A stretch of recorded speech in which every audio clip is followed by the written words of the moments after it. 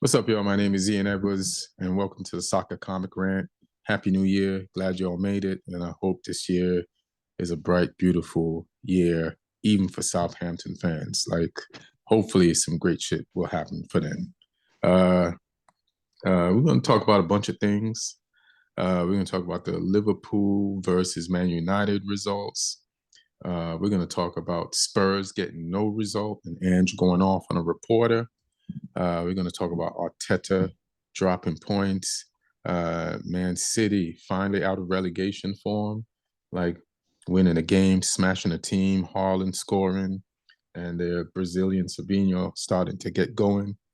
Southampton Brentford, sorry, Lee, we got to talk about that. And there's some hot points. There's some handballs that didn't get called handballs, and some handballs that probably weren't handballs that did get called as handballs. We'll have some discussions and we'll have some disputes. But I just want to introduce Lee Hudson, stand-up comic from England, Southampton fan. How was your New Year?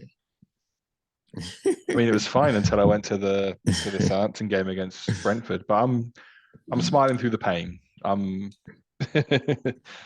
can't be hurt by it anymore. We are where we are. Southampton can't hurt you anymore. No. No, but no, I had a fun New Year. I did a show on New Year's Eve in London, which was pretty cool. And then already been back out to other shows. First one to 2025 this weekend. So back at it. Didn't really stop at all. So yeah, it's been good fun. I'm trying to think if I've done any shows. Like, you did the store on New Year's Eve, didn't you? I did the store on New Year's Eve, but it was like 8 p.m. Oh, I did Laugh Factory on Friday. So yeah, I'm not like that out of it. And I've put a full schedule in at the Comedy Store for this week, so we'll see what they give me. Nice.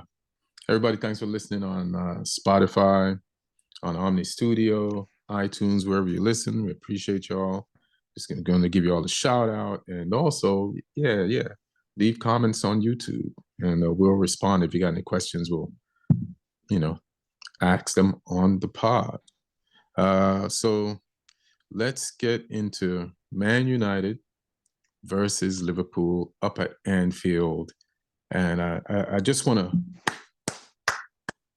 applaud the boys putting in a shift.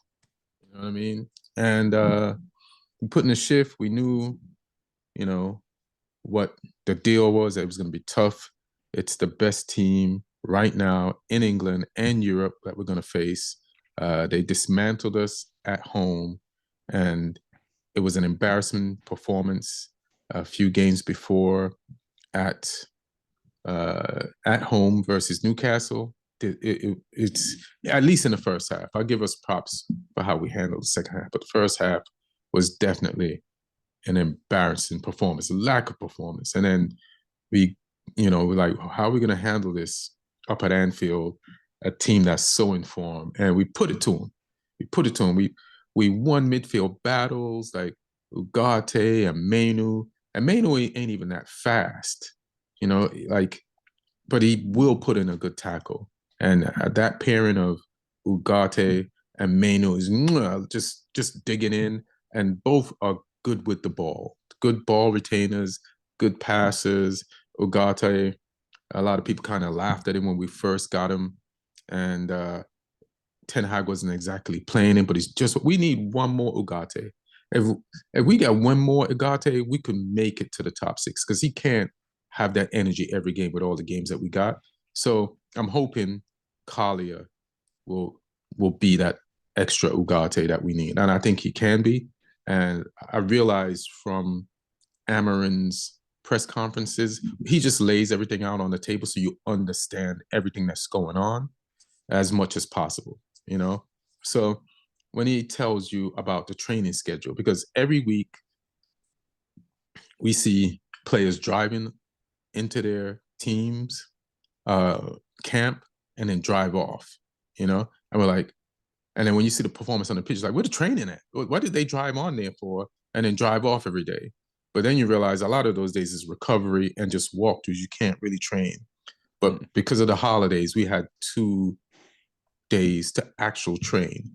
Now, as a coach that just came to a team mid-season, this is probably he's only trained with that team maybe 4 times before. So this is like 6 trainings with a team in the Premier League to learn your system.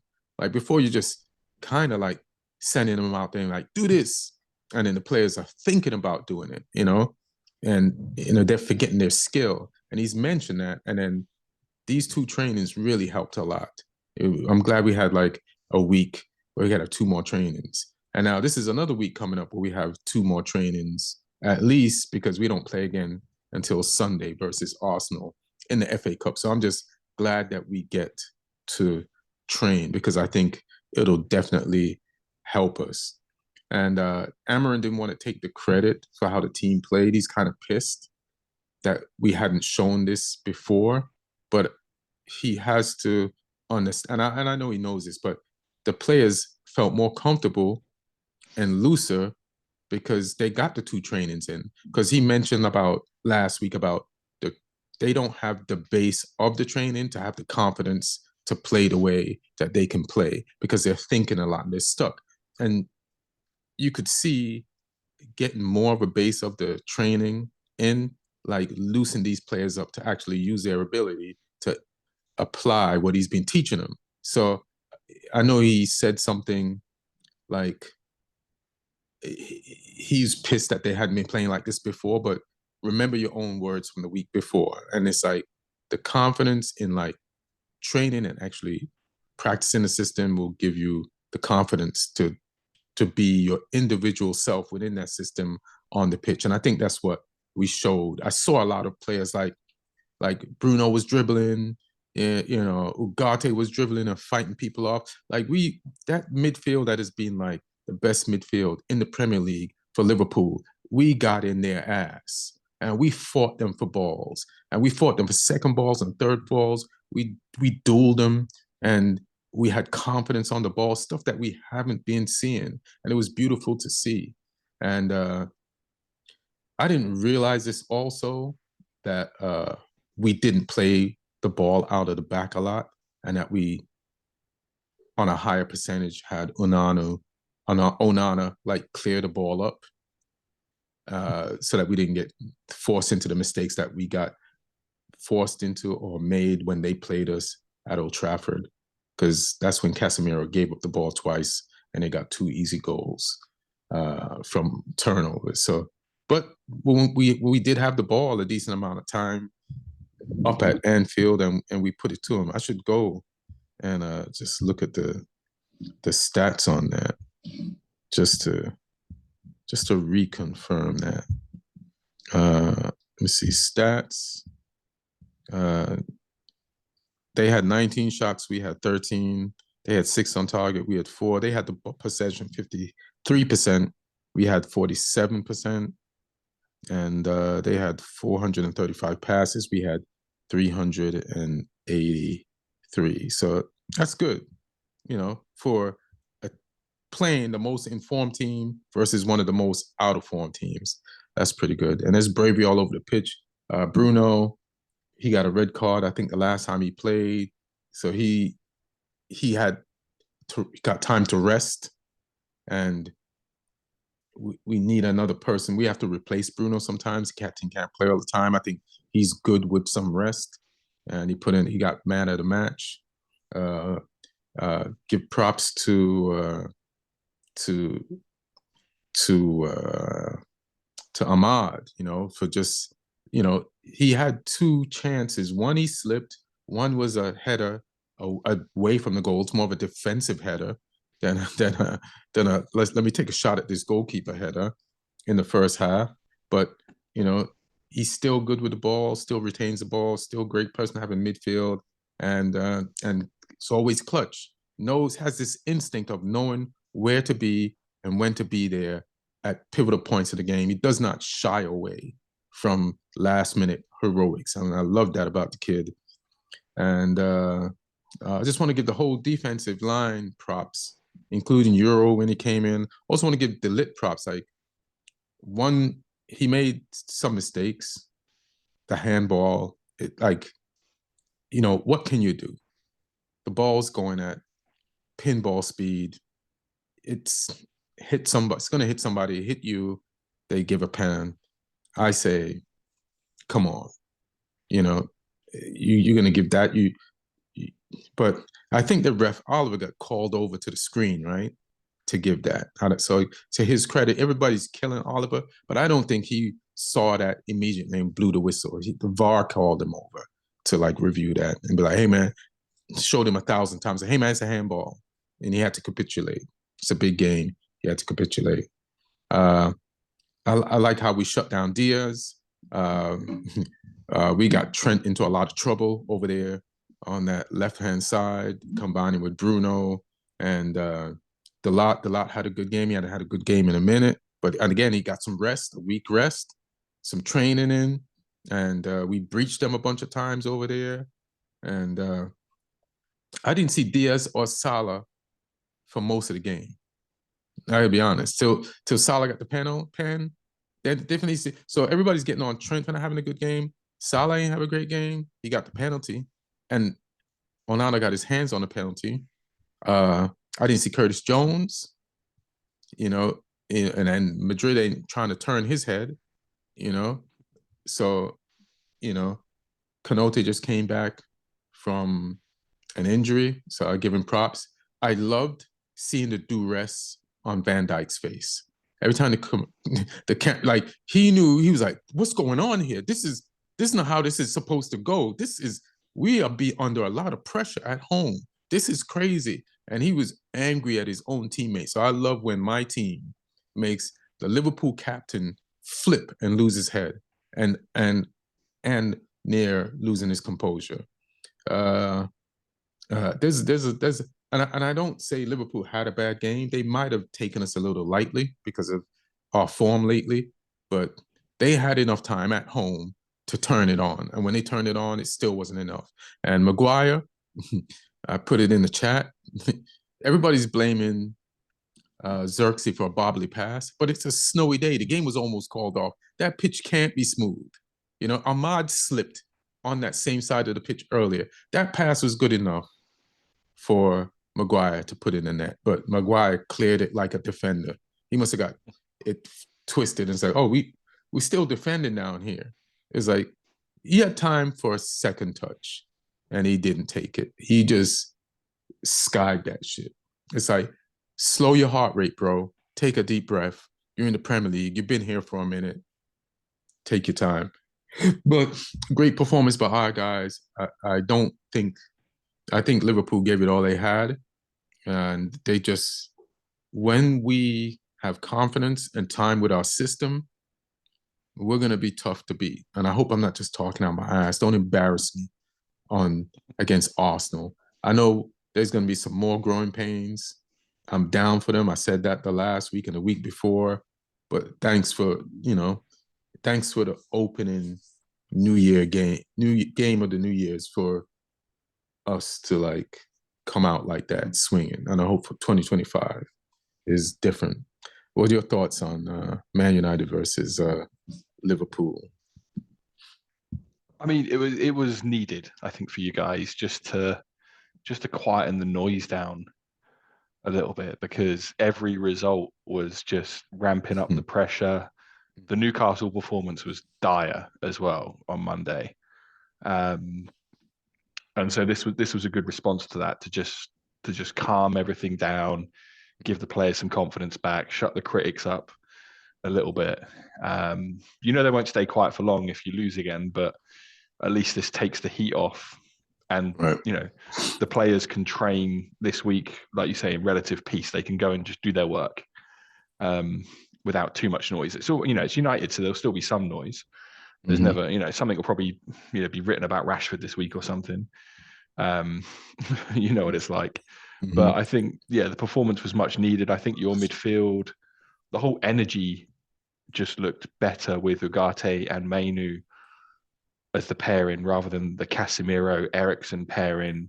Like, you needed this pairing against Newcastle because Joelinton and Tonali and Guimaraes will just run you in that middle. Like they bring the energy and you need to match it. Whereas like Eriksen and Casemiro just couldn't. Whereas Ugarte and Mainoo I think can.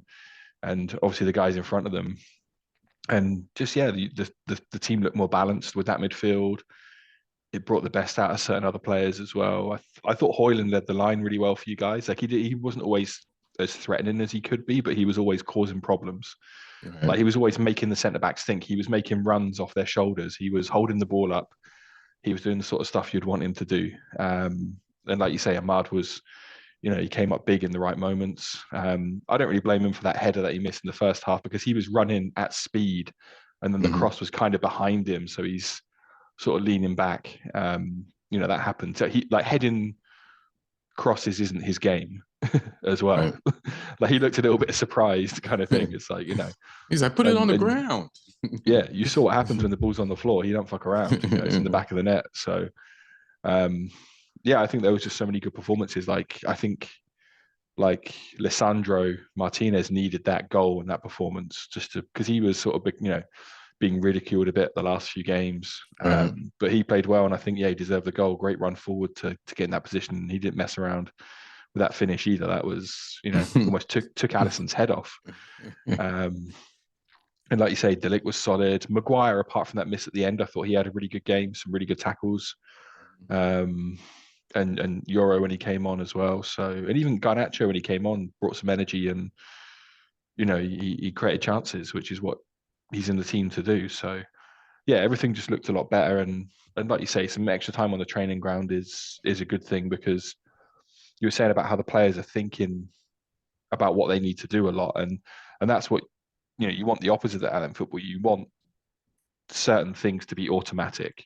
Obviously, there's still decisions to be made in the game based on what's going on around you, but certain things, certain positioning should be second nature. And you don't have that when a manager switches to a new system and you haven't had much time on the training ground, because like you say, it's like, oh, I need to be over here now thinking about that. Whereas like, oh, but also when the ball comes, I've got to worry about the person who's pressing me, and where, there's all these things. Like there's so many decisions to be made in a game of football, like every second.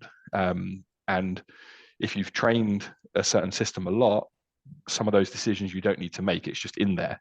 It's just in your head. I think it will definitely get better with more time on the training field. And I think some of these games recently have shown Amorim who's up to it and who's not, and where he needs to potentially, pester the board to get a new recruit in certain positions. So, that'll be interesting to see what business you do now, what business you do in the summer, because I think it's the sort of one where like you don't need to panic buy someone if they're not completely the right fit.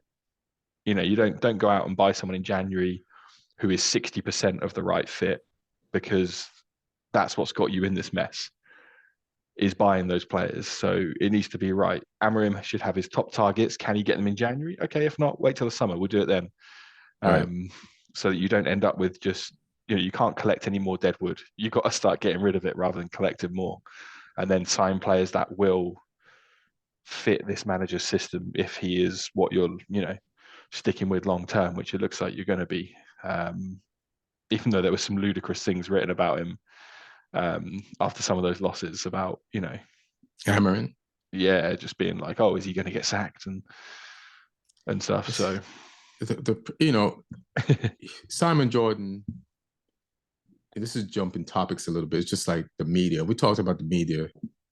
It's like they're always just a lot of them are in the sport for themselves to score points, and they know they're a force. They can make you and they can break you. And if they decide they don't like you, then you're gone. Right now they like Amorim, but they did start kicking the tires on experimenting with like, let's see if we can get him fired in the next few games. And they talk about him changing the system, but the system barely, and by system they're talking about a formation that can change into any system. You can press in that system, you can hold the ball with that system, you can be a low block team in that system. You can be a mid block team in that system. You could be a pressing team in that system. and they're just saying maybe it's a go away from the 3-4-3. It's like you could do anything in a 3-4-3. You know, the shape is not the system, because once you lose the ball, it's a different shape anyway. So this just proves the shape can work. They just need time to practice with it. And so I think the reporters are barking up the wrong tree. But again, we got one more week. We can get 2 more trainings in, and we got Arsenal. So now I feel like I'm more confident playing Arsenal next, just based off this performance up at Anfield. And there's rumors going around. Like, normally I don't like to believe them, but I really think Rashford has been as good as a person as he's been, like off the pitch, as like helping kids. I don't think he's been living the healthiest lifestyle, just based on the fact that, you know, Ten Hag kept on giving him chances, and you just based on, you can't be training hard if these are the results on the pitch. Just going off the results on the pitch lets you know that something's up off the pitch. And then now we have this new coach that finally was like, hey, man, like, you're not even going to be named in the squad. And that's a hard line to draw. But if you need to correct a culture at a club, you have to do what you got to do, because you see that not correcting this culture has gotten other coaches fired because they failed. Because no matter what system you got to have the right culture. It's culture, system, players. So, sorry, Marcus, but hopefully you see this hard line and you want to be like, all right, I can't get away with this. You know, you can if you go somewhere else. And if you do, I wish you luck. I hope we get some money for you. But, you know, maybe I feel like you do need to take this more serious, because now we have a coach that's like, and because of what's happened to his predecessors, Man United board is like, there is something majorly wrong. This needs to be fixed, and we're going to back you as a manager. So that's all I got to say else about it. And looking forward to playing Arsenal, something I never thought I'd say. You know? Until that first corner swings in. Oh, yeah. But who did Arsenal play this week? Brighton. Brighton. So Brighton did something very interesting against Arsenal. They said, all right, you wanna do this? We're gonna put 3 to 4 players ready for a fast break on you. So if you don't score off this corner, we're gonna score off your corner. So then Arsenal was like, hold on, how many people are up there waiting to like break on us? On our one person or our two? So then Arsenal took away some of their attackers on the corner and put them to guard the people up top. So then you can affect their corners. And I hope... Yeah. Monaco first did that against them a few weeks ago. They gave everyone the blueprint. They did that. They left 3 up, which meant Arsenal had to leave at least 3 back, which they didn't want to do, sometimes 4. So, yeah, that was interesting to see. Yeah, get some of them key gate crashers out of the penalty box and let them have to worry about like their own corner being turned on them. And, you know, that's something we could try. You know what I mean? All we need is just one skim of their bar. And Arteta don't want to let any more goals in. Because he don't know where the next goals is coming from either right now. He's got some injuries and stuff.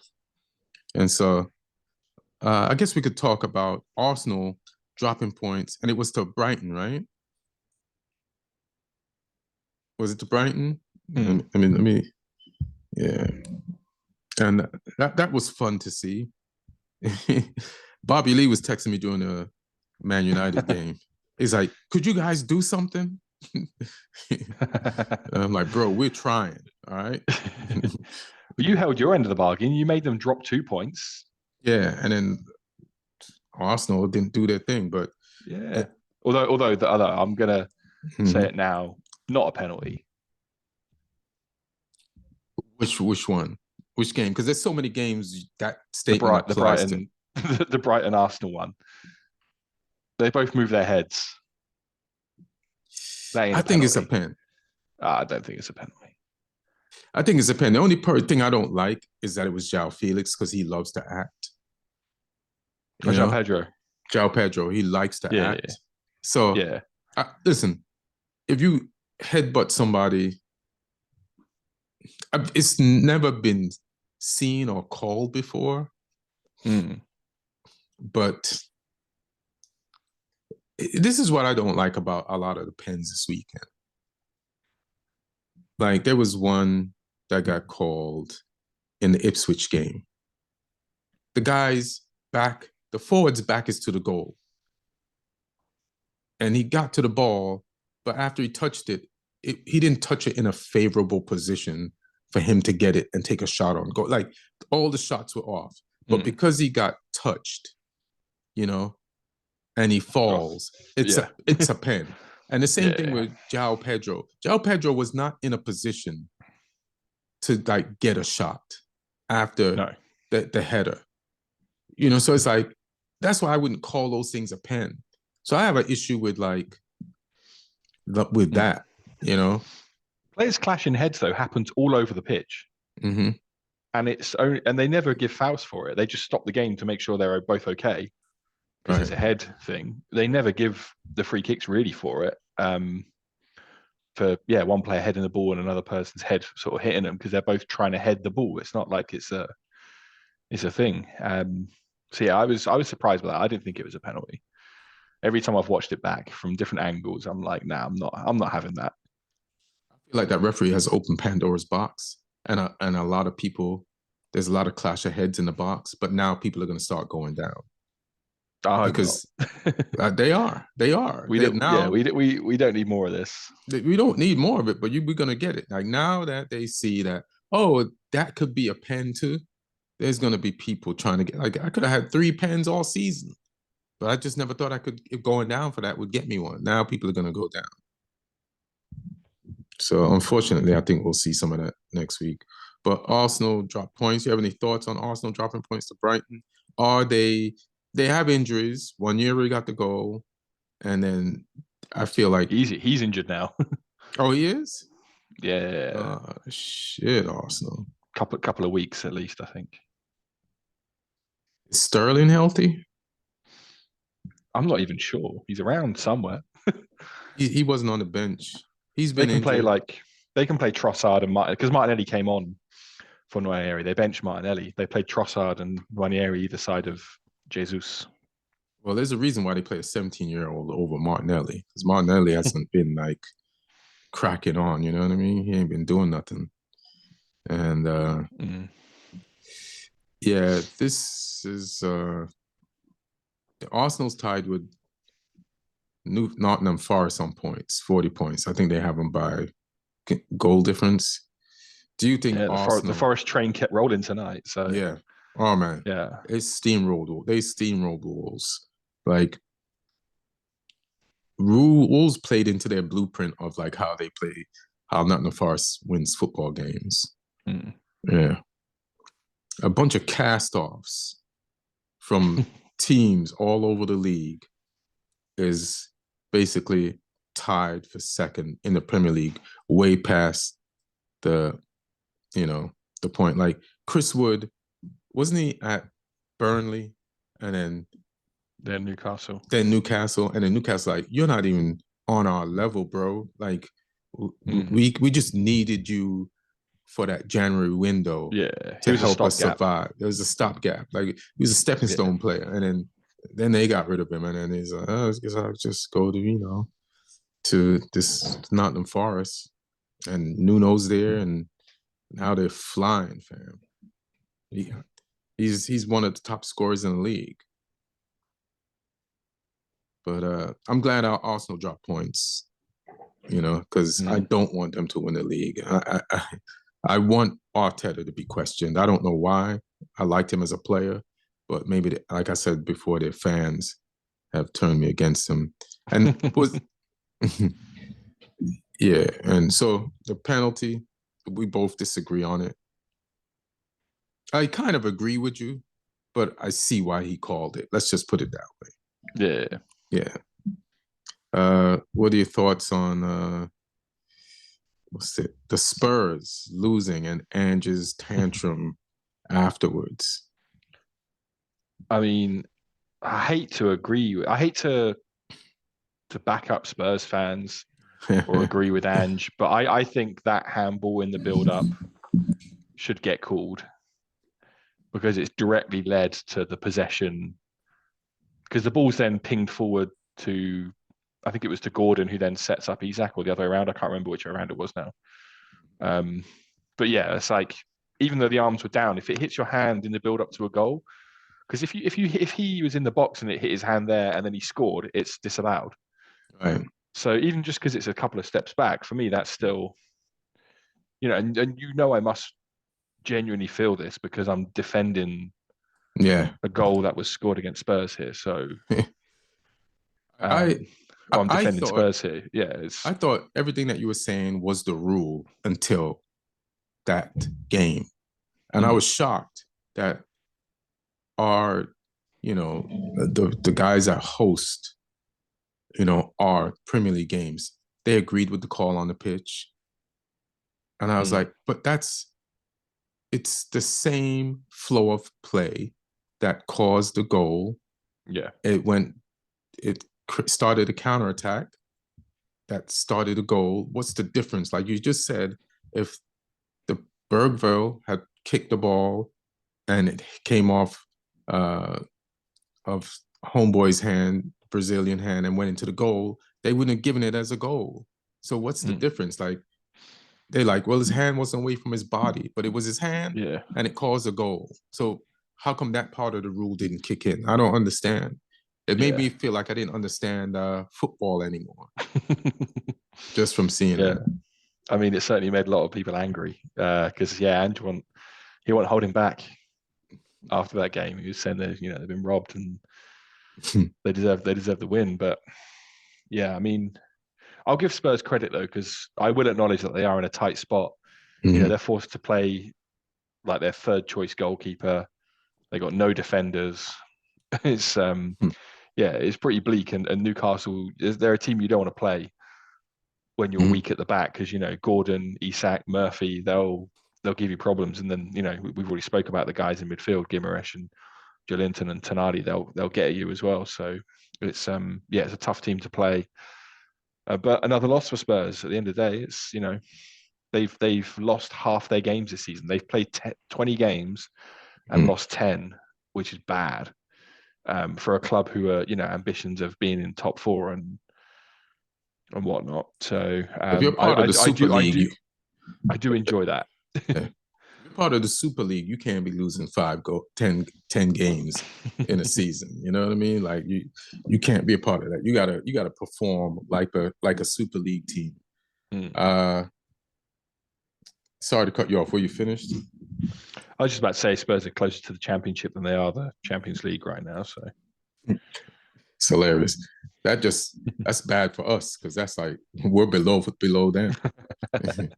I mean, I think we're officially in the Championship right now. Yeah. You might as well start your process of getting out of there by start playing Championship.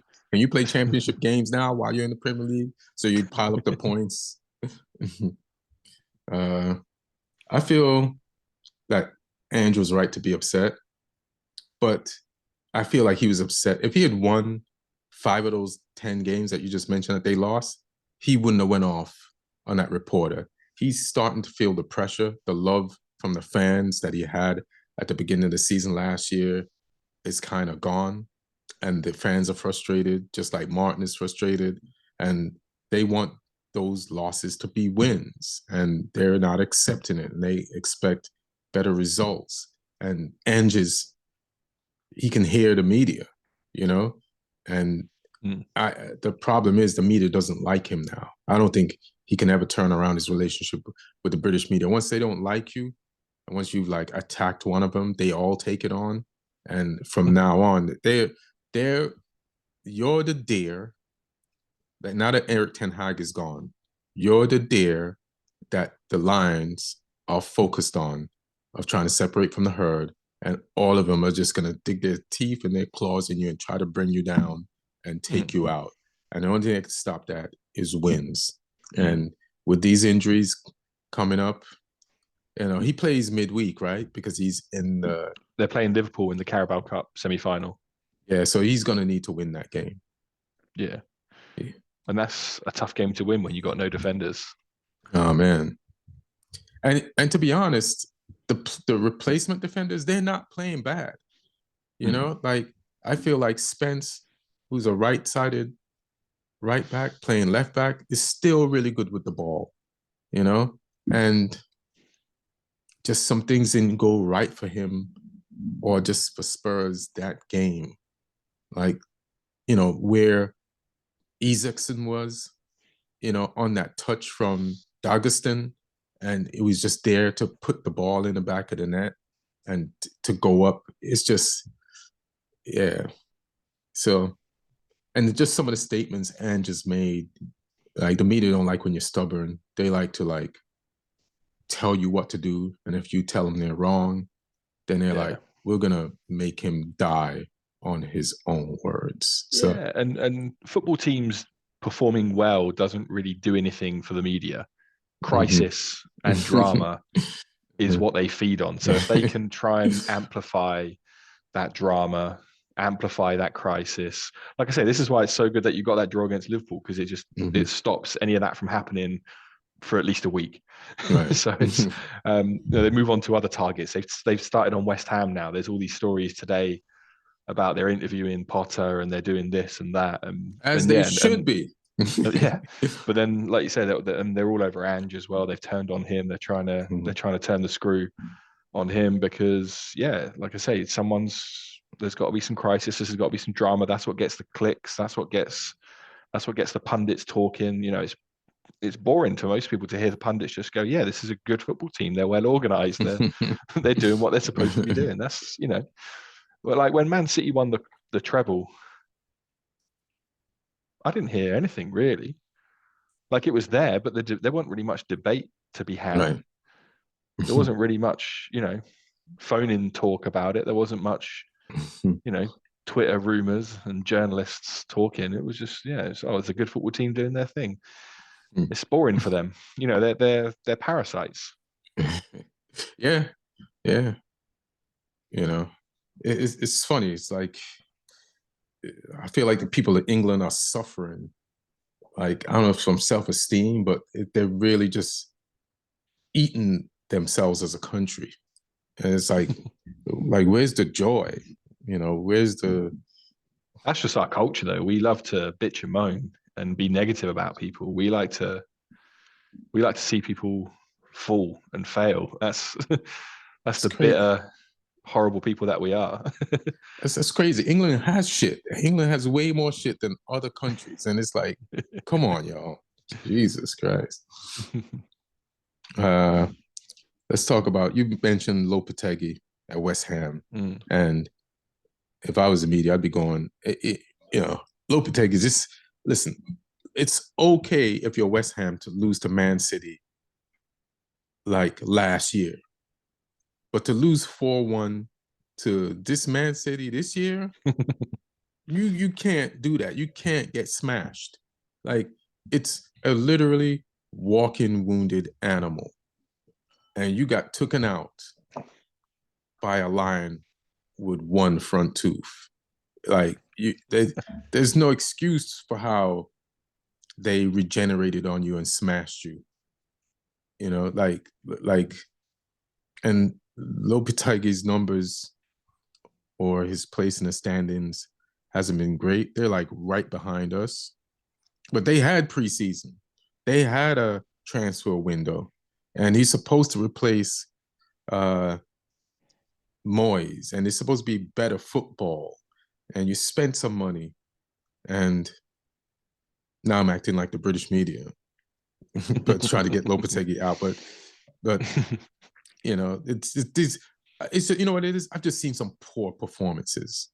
Like straight up poor performance. And this was, and I thought they got past that after like the last few weeks, but this was poor. So is this if this is their level of consistency, he ain't gonna last. Anyway, he's gonna have to pick this up.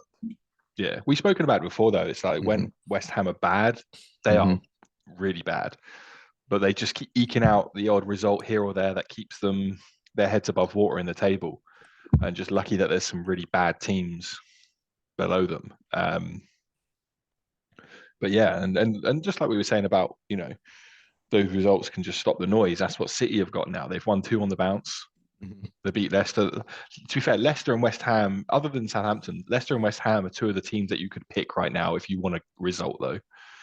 If you're out there, you know, and City have done that, and you know, we'll see when they have some harder games coming up if this is, you know, if this is them turning the corner, or if it's just they had a couple of nice opponents that are gonna let them pick them apart.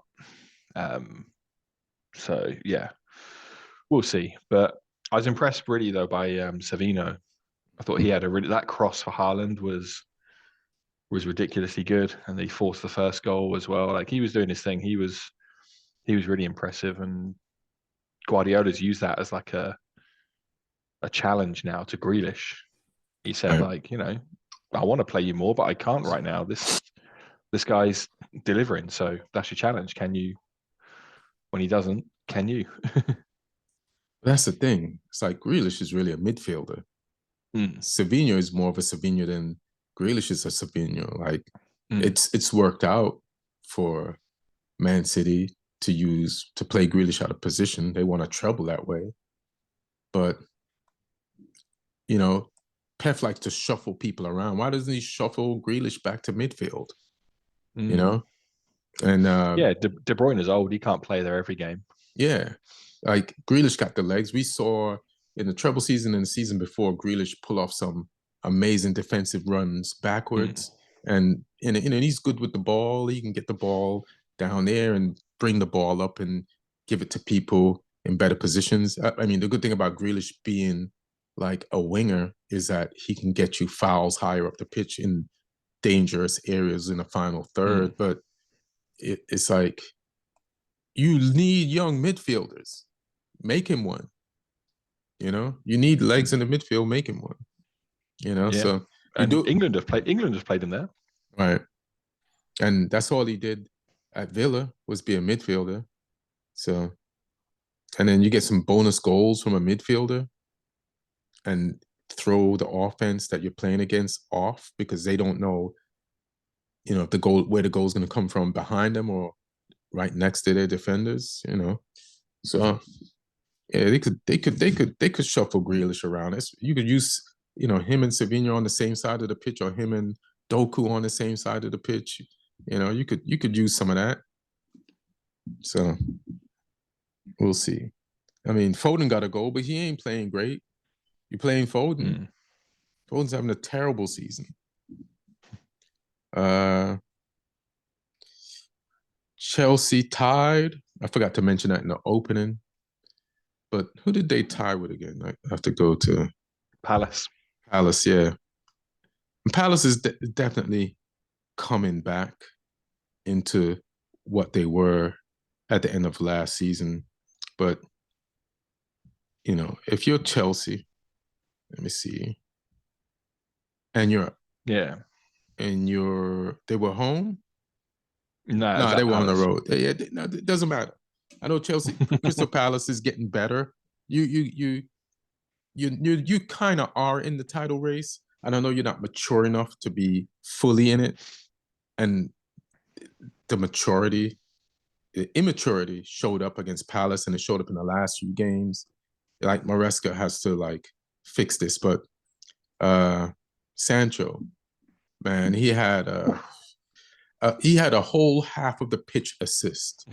You know what I'm saying? Like, he beat one guy, he beat that guy again, and beat the guy's friend. He pulled another friend of the guy that he beat over so that Palmer would be open. Then he got the ball to Palmer, and Palmer just put it in the net, you know?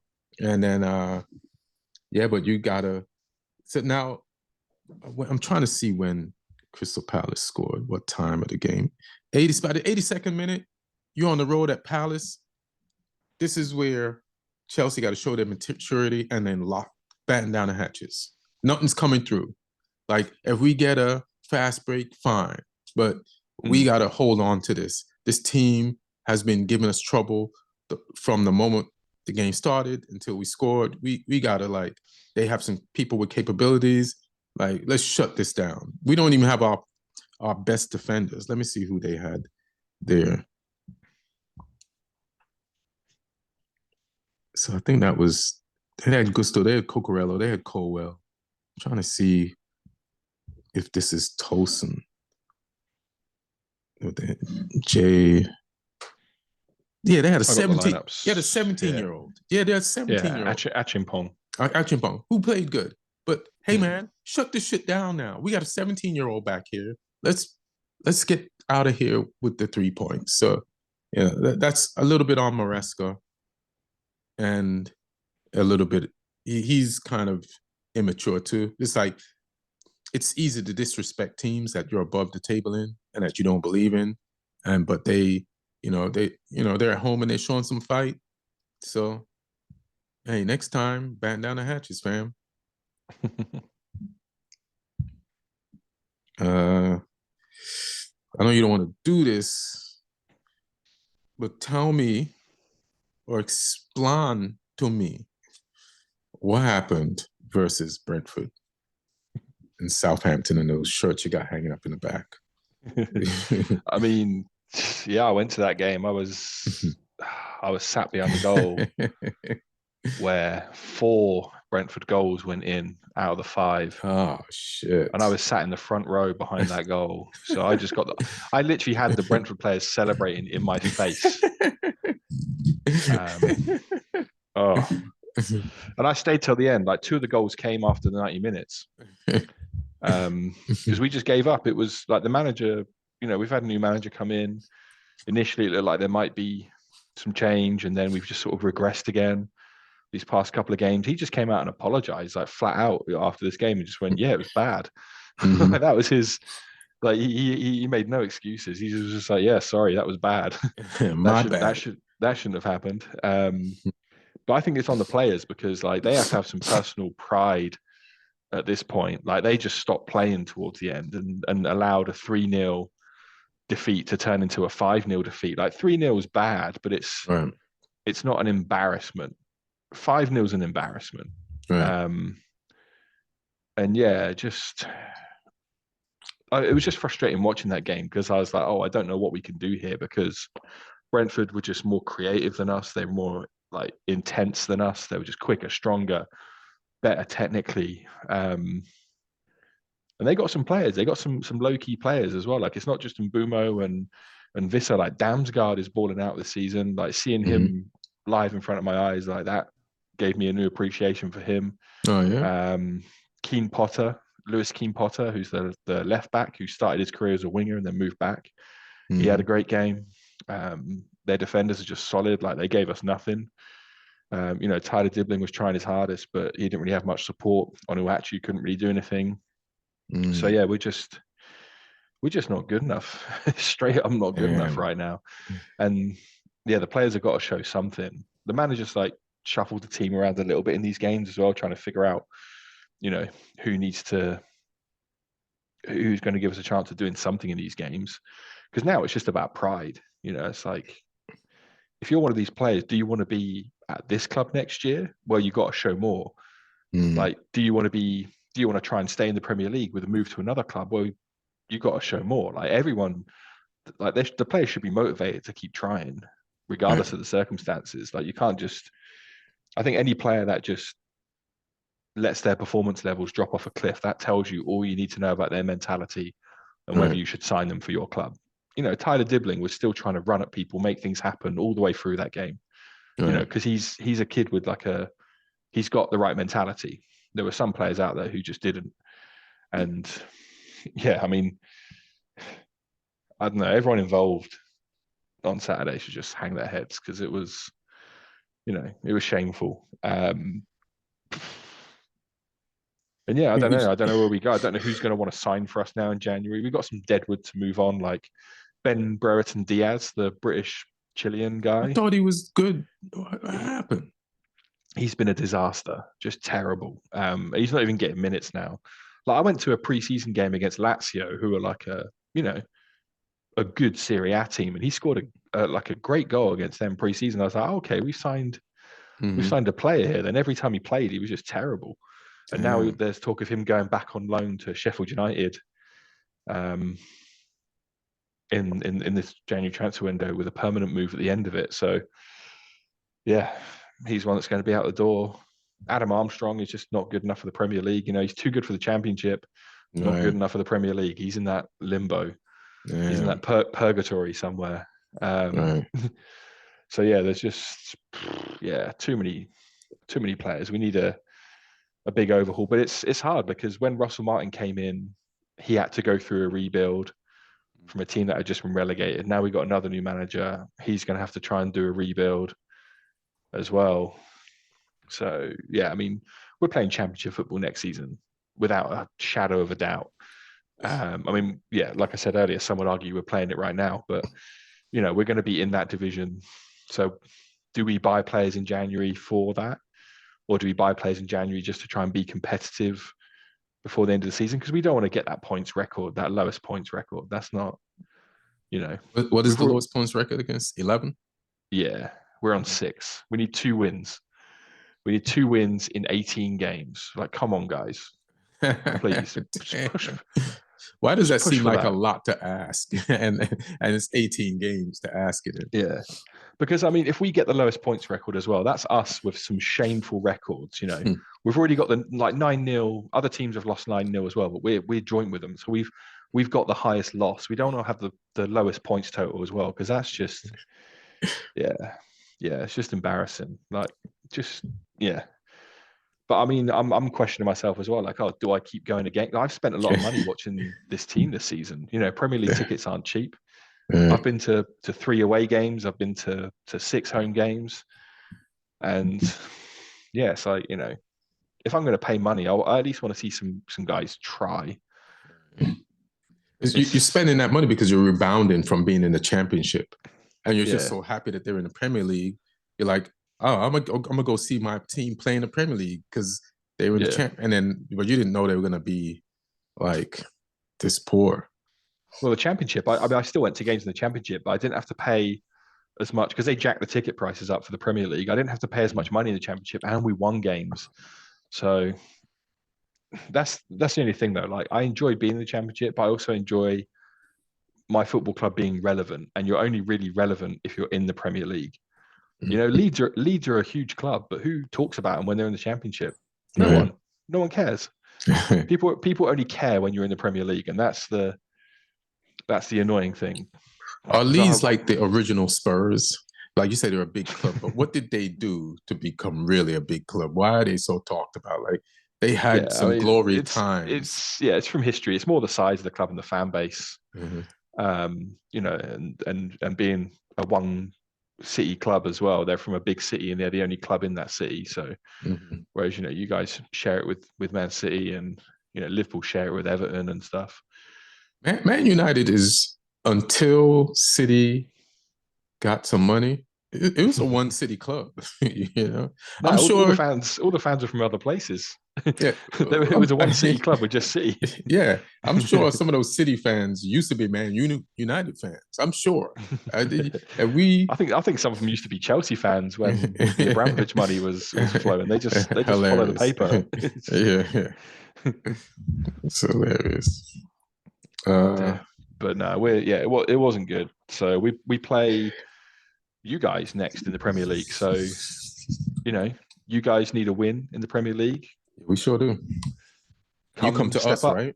Come step up to Charity FC. We'll give you the points you need. Thank you. I It's appreciate it. Then you still have 17 games to not be below that record, so it's fine. Just you yeah. know, We'll see. do, do, We got Swansea first in the FA Cup, uh, who are, I think they're like mid-table in the Championship. So we need to show something against them, because you know, if we can't even beat a team from the Championship, then it's really gone bad.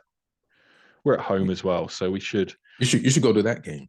So so you can get like so it's like a championship vibe, but also a win, but you're by a Premier League team. Yeah, they're 12th in the championship, so this will tell us where we are in preparation for next season. That's hilarious. They're 12th out of 24. They're literally in the middle of the championship. So we're playing a team that is bang in the middle of the championship. So let's hilarious. Do you think it's tough to step on the pitch when you've played 20 games and you only have 6 points with full enthusiasm? You think it's the 6 points and the knowledge that you're already going down? It's like mathematically almost impossible to not go down. You think that's weighing them down? But like you said, like, should the coach be like, hey, none of us ain't gonna be here long, but if you guys want to put yourself on sale, help yourselves, help the club, can you play? This club is going down, but there are examples of players like when Newcastle went down. What's his name went to Liverpool, and even Southampton before. I don't know if you went down when you sold Mane, but Mane was like, I'm definitely getting out of here. We were finishing top 10 back then, but yeah. But like I say, it's personal pride. If I was a scout and I was coming to watch one of these guys being like, oh, should we buy him next season? I'd be like, oh no, he gives up when it gets tough. Right. That's not the mentality we want. Like I can excuse a lack of ability because we have bought some players who clearly aren't good enough for the league, but you're professional athletes. The minimum we should be getting out of you is focus and effort. Like, this is your job, and that's the minimum requirement of the job. If you're not quite up to it technically, I can't hold that against someone. Should the manager's sales pitch be like, you see Fernandez? Is it Fernandez? Is your 10? What's his name? Yeah, he was suspended for this game, which didn't help us. His name Fernandez? Yeah, Matis Fernandez. You coach his sales pitch in the locker room before each game. Fernandez? He's going to get bought. He's going to stay in the Premier League. Dibbling? He's going to get bought. You want to be texting, WhatsApping players in the Prem from the Championship, or you want to get bought to be in the Prem too? Like, yo, so play like them, and we might not make it, but at least, somebody will buy y'all and you'll stay, like, could that be the motivation to accidentally get y'all to play better and not get booked? Also just not have that stink on your resume as well. Don't have that follow you around for the rest of your career being like, oh, you part of that team that finished the record lowest points total. Yeah, just have some pride. Have some pride. True. What do you think? So the FA Cup, there's a lot of games this weekend, right? And I'm just getting them up now. So let's talk about the Carling Cup instead, and then we'll go to the Fantasy League, and then we'll get out of here. Since there's so many games, what are the two games in the Carling Cup? Is semi-final? Carabao Cup semi-final. Yeah. It is Arsenal, Newcastle, and Spurs, Liverpool. Arsenal, Newcastle. What do you think?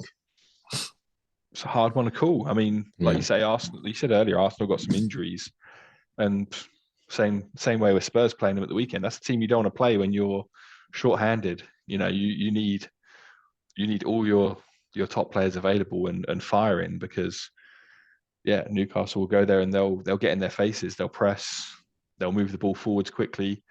And I think Newcastle will go full strength for this. It's a chance for them to win a trophy. They've not won a trophy since, I don't know, the 50s or something crazy.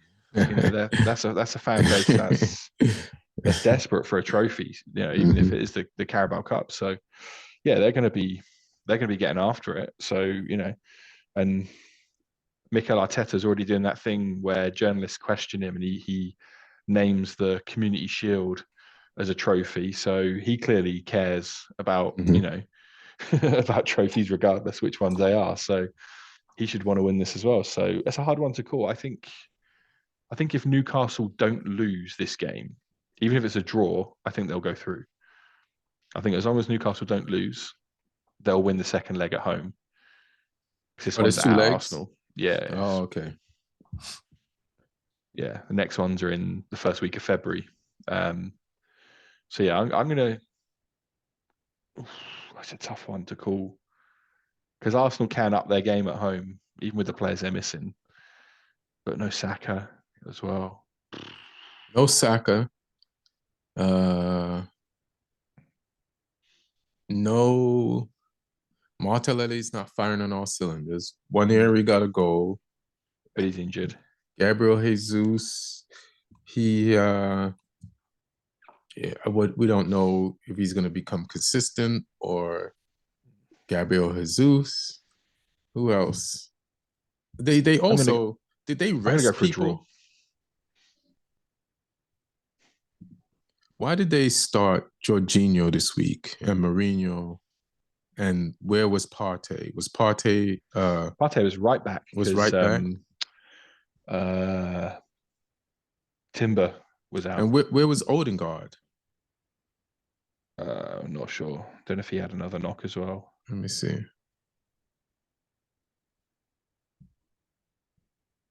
Because yeah, Odegaard came on. So maybe it's Mikel was resting people because he does want to win this cup, but he dropped points resting Odegaard. Like you can't you can't rest Odegaard when you got no Saka. It's just whatever Odegaard's injury recovery time, that was his break. You got to play him if you got no Saka. You have to play your main midfield. I think Mourinho or Marino is good, so I don't mind him. But you have to. It should have been Declan Rice, Marino, and Odegaard. Like Jorginho shouldn't have been in there. Not if you wanted to win that game against Brighton. And then now you have to try to win this game because you're listing the Charity Shield as a trophy. So that means you're desperate to win a trophy. So he's definitely going to go for it. So yeah, Nottingham Forest, like you said, it's tough. I think Forest can beat them or tie. I don't think they'll lose. And what do you think about Spurs versus Liverpool? And where is this being played? The first one is at Spurs, but I think Liverpool will win that. Damn. I think they'll win both legs. All right. Unless they win the first leg so much that they can just coast and draw the second leg. But I can't see anything other than Liverpool going through. I know Liverpool probably took the results this weekend like a loss. So they're going to be on some rebound strength type effort versus Spurs. And they're just better defensively than Spurs. And they're better organized. And Spurs got their injuries. So I can see Spurs losing this one based on just in the erraticness of their defense and key moments of the game. Like they're going to give, Liverpool the looks, and Angie's going to have hell to pay, unless he makes an adjustment, unless he learns something from the Man United game, like maybe don't play out the back. Maybe make that adjustment. I don't think he is. All right, and good luck, Ange. But yeah, I would say live by the sword, die by the sword. Yeah. And they're definitely going to die by the sword. Oh, man. They're going to be covered in stab wounds at the end of this game. Shanked up. So what's up? What's that fantasy league do? I had an all right week this week. All Unfortunately, mine had a slightly better week, which annoys me. But no, I did okay. I had some decent scorers. So I had big clean sheets from Murillo and Huijsen for Bournemouth as well. So Murillo for Forest, Huijsen for Bournemouth. Unfortunately, I had Alisson for Liverpool. I thought, they'll keep a clean sheet against United. So you guys kind of screwed me there. But yeah, I had Salah, so he got me a goal. I had Palmer, got me a goal. I had Isak, got me a goal. I had Visser, got me a goal and an assist. The only problem is I put Vandenberg the Brentford defender on the bench, and he's sitting there with 10 points. He got clean sheet, got a bonus. Yeah, that one killed me a little bit, but I still finished above average. So yeah, I got up slightly in the standings, but Martin did well. He had Murillo and Aina from Forest, so double clean sheets. He had Mbumo, who scored 2 against us in the end. He had Palmer, he had Salah, he had Raul Jimenez for Fulham. Oh, we so got 2. he got 2 penalties out of him, and he had Wood for Forest as well. So Martin did pretty well this week. We're still close on so points. He's playing all forwards, even in his midfield? Is that what he's doing? No, you can only select 3 forwards. Technically, his are Jackson, Wood, and Raul. So Mbumo, Salah, Palmer all count as midfielders. Shit. But I'm the same. I've got my front line is Watkins, Isak, and Wissa. And then my midfield is Salah, Martinelli, Palmer, Semenyo. Salah's not a midfielder. Yeah, but they class wingers as midfielders on here. Oh, okay. Pretty much. But yeah, the top of the league's still the same. They're kind of stuck in those positions right now. The gaps aren't that big, though. So Ahmad Zekri is still number 1. He's on 1385. Mm-hmm. And then Brian Avina is on 1302. So there's an 83-point gap there. Ahmad's kind of pulled away at the top, but Brian needs to watch it though, because Joey Duda's only on 1297. Joey Duda's only 5 points off second. Oh, wow. So all right, Joey. Yeah, he's bringing it up. This is how much he knows how bad Southampton are. He had Mbumo and Wissa in his team, Joey Duda. So he got all the points from those 2, and he had Salah in there as well, which helps. But yeah, he knew Brentford were going to give us a beat down. So yeah, that's where we're at with the top 3. I'm trying to think what are the games. So obviously there's FA Cup games. So now we're picking teams for the next round of fixtures. So I need to go and have a look and study those games, wait for the FA Cup games to get out the way and see if anyone picks up an injury or anything. Mm-hmm. And then try and come up with a plan for because it's midweek, I think, all those games. The first game's back. Yeah, they're Tuesday, Wednesday, Thursday after the FA Cup weekend. And they're not wasting any time. They're playing this like it's December, like it's Christmas games. Yeah. So you need that time on the training field this week because you ain't going to get any next week. Yeah.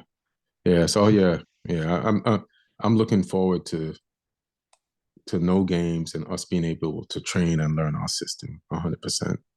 All right. So I guess just in time. You're going to learn and train it just in time to play us on the Thursday. Thank God, because we need that 3 points. No excuses. It's hilarious. Thank you in advance. I'm not rude. My parents raised me well. I'll take it. Anything last words in it? No, just like I say, just get prepared for my updates from the championship next season. I'm going to be the championship correspondent again next season. I took 1 season off. I'm going to reprise that role next season. Oh man! At least you're keeping it real. Hey, we're only 1 decent result away from joining you down there. Like the Liverpool result definitely gave us hope. Like, we definitely have some talent and some skill. Can we apply ourselves in the way we applied ourselves against Liverpool on a consistent weekly basis? That's yet to be seen. But everybody, Happy New Year. Thanks for joining. Follow me on Instagram at Ian Edwards Comic. And yeah, man, be good to each other, love each other, and enjoy this football. All right? Peace, y'all. 1.